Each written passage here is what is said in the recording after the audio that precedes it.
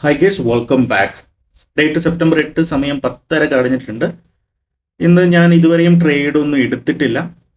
പ്രത്യേകിച്ച് മോർണിംഗിൽ എനിക്കൊരു ഒരു ബുള്ളിഷ് വ്യൂ ഉണ്ടായിരുന്നു, പക്ഷെ നല്ലൊരു ഓപ്പർച്യൂണിറ്റി എനിക്ക് അവിടെ മിസ് ചെയ്തു. അതിനുശേഷം പിന്നെ വലിയൊരു ഓപ്പർച്യൂണിറ്റി തന്നിട്ടുണ്ടായിരുന്നില്ല. ഞാൻ പ്ലാൻ ഇരുന്നത് മോർണിംഗിൽ ഇവിടെ നിന്ന് ഒരു ബൈ എൻട്രി എടുക്കാനായിരുന്നു, ബട്ട് അത് പേഴ്സണലി അത് മിസ് ചെയ്തു. അത് കഴിഞ്ഞ് പിന്നീട് മാർക്കറ്റ് നോക്കുകയാണെങ്കിൽ ഒരു റേഞ്ചിൻ്റെ ഉള്ളിലാണ് ട്രേഡ് നടന്നുകൊണ്ടിരിക്കുന്നത്, റൈറ്റ്.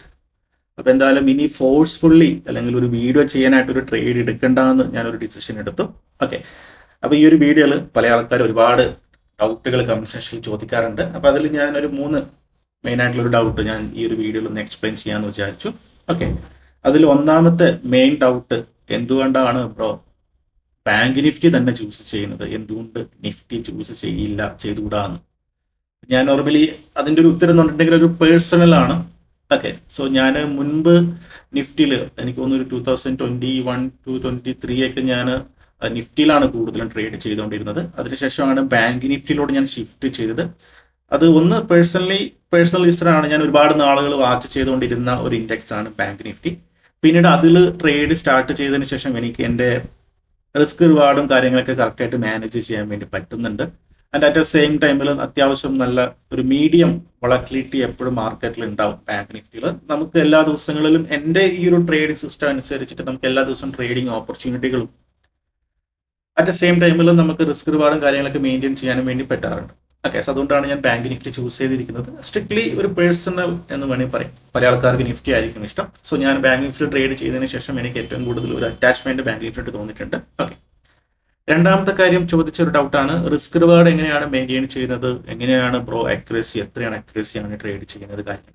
ഓക്കെ, അപ്പോൾ ഇവിടെ ഞാൻ ഏറ്റവും ബേസിക് ആയിട്ട് മുൻപ് വീഡിയോയിൽ പറഞ്ഞിട്ടുണ്ട്, ഞാൻ ഫോളോ ചെയ്യുന്ന ഒരു റിസ്ക് റിവാർഡ് എന്ന് പറഞ്ഞിട്ടുണ്ടെങ്കിൽ 1:1 ആണ് മിനിമം. 1:1 മിനിമം ആണ് ഞാൻ ചൂസ് ചെയ്യുന്നത്. അപ്പോൾ എന്തുകൊണ്ടാണ് 1:1? പല ആൾക്കാരും പറയാറുണ്ടല്ലോ 1:1 എടുക്കേണ്ട, 1:2 മിനിമം എടുക്കണം എന്നൊക്കെ. ബട്ട് സ്റ്റിൽ നമുക്കിപ്പം ബാങ്ക് നിഫ്റ്റിയിലൊക്കെ നമുക്ക് എല്ലാ ദിവസവും 300 പോയിന്റ് ക്യാപ്ചർ ചെയ്യാനോ 200 പോയിന്റ് ക്യാപ്ചർ ചെയ്യാനോ വേണ്ടി പറ്റില്ല. നമുക്ക് അങ്ങനെയുള്ള ഓപ്പർച്യൂണിറ്റികൾ നമുക്ക് അവിടെ ഉണ്ടാകില്ല. അങ്ങനെ 1:2 മെയിൻറ്റെയിൻ ചെയ്യാൻ വേണ്ടിയിട്ട് നമ്മൾ ചിലപ്പോൾ സ്റ്റോപ്പ് ലോസിൽ നമ്മൾ അഡ്ജസ്റ്റ്മെന്റ് കാര്യങ്ങളൊക്കെ ചെയ്യേണ്ടി വരും. ചെറിയ സ്റ്റോപ്പ് ലോസ് വെച്ചിട്ട് നമ്മൾ എന്താണ് ചെയ്യുന്ന സമയത്ത് പെട്ടെന്ന് ക്വിക്കായിട്ട് സ്റ്റോപ്പ് ലോസ് ഹിറ്റ് ചെയ്ത് പോകും. അപ്പോൾ ഞാൻ 1:1 ചൂസ് ചെയ്തിരിക്കുന്നത് നമുക്ക് എല്ലാ മാർക്കറ്റ് കണ്ടീഷനിലും നമുക്ക് ഓപ്പർച്യൂണിറ്റികൾ ഉണ്ടാവും, നമുക്ക് ട്രേഡ് ഓപ്പർച്യൂണിറ്റികൾ ഉണ്ടാവും, നമുക്ക് മെയിൻറ്റെയിൻ ചെയ്ത് പോകാൻ വേണ്ടി പറ്റും. അതുകൊണ്ടാണ് 1:1 ഞാൻ ചൂസ് ചെയ്തിരിക്കുന്നത്. ആൻഡ് എൻ്റെ ഒരു അക്യുറസി ഒരു മന്ത്ലി ബേസ് പറയുവാണെങ്കിൽ ഒരു 60% അക്യുറസി ഞാൻ മെയിൻറ്റെയിൻ ചെയ്യാറുണ്ട് minimum on an average. Okay, and അപ്പോൾ പല ആൾക്കാരും ഡൗട്ട് ഉണ്ടാവും എങ്ങനെയാണ് 60% അക്യുറസിയിൽ പ്രോഫിറ്റബിൾ ആകുക എന്നുള്ളത്. അപ്പോൾ ഞാൻ ഒരു ദിവസം ഒരു ട്രേഡ് മാത്രം ചെയ്യുന്ന ഒരാളാണ്. അതൊരു റൂളായിട്ട് അപ്രോക്സിമേറ്റ്ലി ക്രിയേറ്റ് ചെയ്തൊരു റൂളാണ്. അപ്പം നമുക്ക് മന്ത്ലി ഒരു 21 ട്രേഡിംഗ് ഡേയ്സ് ഉണ്ടാവാറുണ്ട്. 21 ദിവസം, അല്ലെങ്കിൽ ഒരു ആവറേജ് എടുക്കുകയാണെങ്കിൽ 20 ദിവസം നമുക്ക് ഒരു ട്രേഡിംഗ് ദിവസം ഉണ്ടാവാറുണ്ട് എല്ലാ മാസങ്ങളിലും. അപ്പോൾ ചില ദിവസങ്ങൾ ഇപ്പം കറക്റ്റ് 20 ദിവസം ട്രേഡ് എടുക്കുമെന്നല്ല, ഇപ്പം ഇന്നത്തെ ദിവസം നിങ്ങൾ കണ്ടാൽ മനസ്സിലായി, ഇന്നത്തെ ദിവസം ഞാൻ ട്രേഡ് ഒന്നും എടുത്തിട്ടില്ല. ചില ദിവസങ്ങളിൽ 2 ട്രേഡുകളൊക്കെ എടുത്ത ദിവസങ്ങളുണ്ട്. ബട്ട് ഓൺ ആൻ ആവറേജ് ഒരു അപ്രോക്സിമേറ്റ്ലി 20 ദിവസങ്ങളുണ്ടാവും. അപ്പോൾ അതിൽ 60% അക്യുറസി മെയിൻറ്റെയിൻ ചെയ്യുവാണെങ്കിൽ എത്രയുണ്ടാവും? ഏകദേശം ഒരു ആസ് പെർ സ്റ്റാറ്റിസ്റ്റിക്കലി നമുക്ക് 12 ട്രേഡ് പ്രോഫിറ്റും 8 ട്രേഡ് നമുക്ക് നഷ്ടവും വരാനുള്ള സാധ്യതകളുണ്ട്. ഇതാണ് എൻ്റെ ഒരു ബേസിക് ആയിട്ടുള്ള ഒരു ഫൗണ്ടേഷൻ എന്ന് പറയുന്നത്.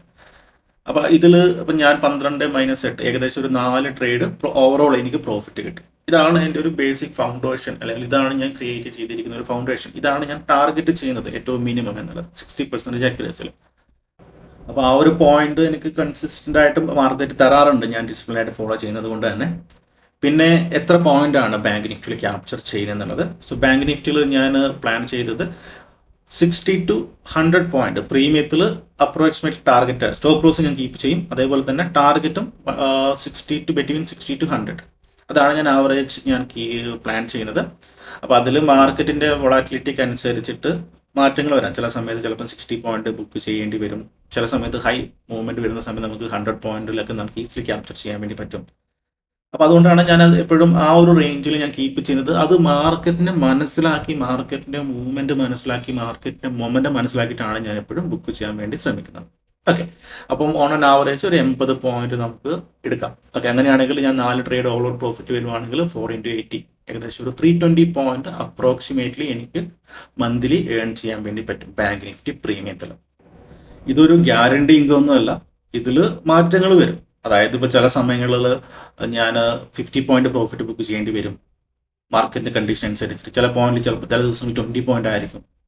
അതുപോലെ തന്നെ ചിലപ്പം പ്രോഫിറ്റ് വരുന്ന സമയത്ത് ചില ദിവസങ്ങളിൽ 100 പോയിന്റ്, 150 പോയിന്റ്, 200 പോയിന്റ് ഒക്കെ പ്രോഫിറ്റ് ബുക്ക് ചെയ്ത ദിവസങ്ങളുണ്ട്.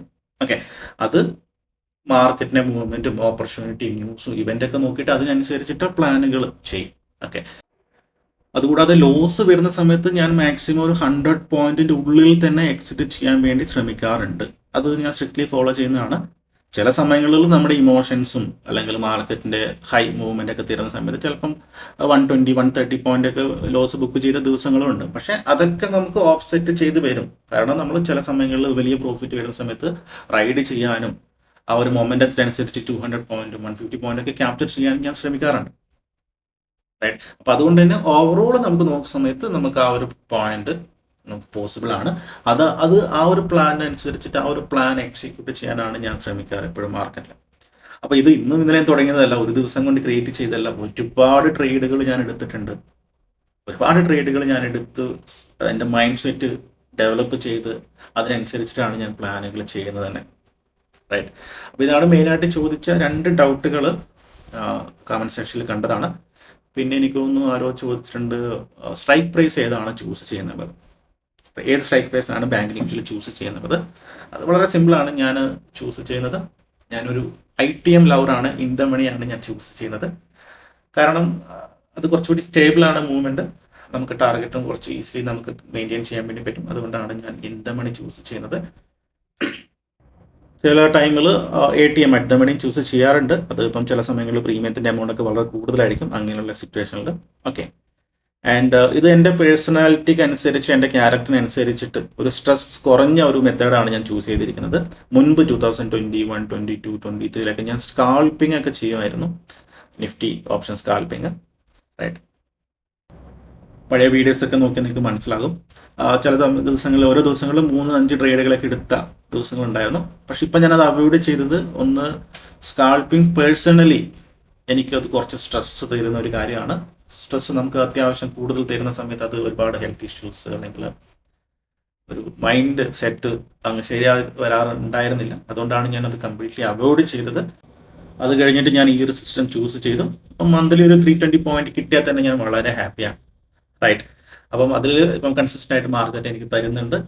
അത് തരാനുള്ള കാരണം ഒന്നാമത്തെ എല്ലാവരും പറയുന്നത് പോലെ തന്നെ ഞാൻ മാർക്കറ്റിൽ വളരെ ഡിസിപ്ലിനായിട്ട് എൻ്റെ റൂൾസും കാര്യങ്ങളൊക്കെ വളരെ ഡിസിപ്ലിനായിട്ട് ഫോളോ ചെയ്യുന്ന ഒരാളാണ്. ആ ഒരു ഡിസിപ്ലിൻ കൊണ്ടുവരാൻ വേണ്ടി മാക്സിമം എന്നെ കൊണ്ട് പറ്റാവുന്ന കാര്യങ്ങളൊക്കെ ഞാൻ ചെയ്യാറുണ്ട്. ഞാൻ മുൻപ് ഒരുപാട് സൈക്കോളജിക്കൽ വീഡിയോസ് ഒക്കെ ചെയ്തിട്ടുണ്ട്, നിങ്ങൾക്ക് അത് കണ്ടു നോക്കാവുന്നതാണ്. റൈറ്റ്, അപ്പം നിങ്ങൾക്ക് പ്ലാന് നിങ്ങൾക്ക് ആർക്കും തയ്യാറാക്കാൻ വേണ്ടി പറ്റും അല്ലേ, പക്ഷെ അത് ഫോളോ ചെയ്യണമെങ്കിൽ നിങ്ങൾക്ക് ഡിസിപ്ലിൻ, ട്രേഡിംഗ് ഡിസിപ്ലിൻ ആവശ്യമായിട്ടുള്ള ഒരു കാര്യമാണ്. അത് ഇല്ലെങ്കിൽ നിങ്ങൾക്ക് എത്ര പ്ലാനുകൾ നിങ്ങൾ ക്രിയേറ്റ് ചെയ്താൽ ഏത് എക്സിക്യൂട്ട് ചെയ്യാൻ വേണ്ടി പറ്റില്ല. റൈറ്റ്, അപ്പോൾ ഡിസിപ്ലിൻ വളരെ ഇമ്പോർട്ടൻ്റ് ആണ്. ഡിസിപ്ലിനോടെ ഇരിക്കുക എന്നുള്ളതാണ് ഏറ്റവും ഇമ്പോർട്ടൻ്റ് ആയിട്ടുള്ള കാര്യം. റൈറ്റ്, അപ്പം ഞാൻ ഈ ഒരു വീഡിയോയിൽ കുറച്ച് ഡൗട്ടുകൾ ഞാനിവിടെ ക്ലിയർ ചെയ്തിട്ടുണ്ട്, ഞാൻ പെട്ടെന്ന് കണ്ട കുറച്ച് ഡൗട്ടുകൾ. അപ്പം നിങ്ങൾക്ക് ഇനി എന്തെങ്കിലും ഡൗട്ടുകൾ ഉണ്ടെങ്കിൽ നിങ്ങൾക്ക് ചോദിക്കാവുന്നതാണ്, വരുന്ന വീഡിയോസിൽ ഞാൻ അപ്ഡേറ്റ് ചെയ്യാം. ഓക്കെ, അപ്പോൾ ഈ പറഞ്ഞിരിക്കുന്ന കാര്യം ഞാൻ നിങ്ങളോട് ഷെയർ ചെയ്തിരിക്കുന്നത് എൻ്റെ പേഴ്സണൽ ട്രേഡിംഗ് സിസ്റ്റം ആണ്. റൈറ്റ്, ചില ആൾക്കാർക്ക് ചിലപ്പോൾ ഹെൽപ്ഫുൾ ആകും. ഓക്കെ, അപ്പോൾ എന്തായാലും ഇനി വേറൊരു ട്രേഡ് എടുക്കുന്നില്ല. ഇനി ഒരു വീഡിയോ ചെയ്യാനായിട്ടൊരു ട്രേഡ് എടുത്തിട്ട് അത് നഷ്ടത്തിലോട്ട് പോകേണ്ട കാര്യമൊന്നുമില്ല. നാളെ ദിവസങ്ങളുണ്ടാവും. സോ അപ്ഡേറ്റ് ചെയ്യാം പുതിയ വീഡിയോസ് ആയിട്ട്. So bye, thank U.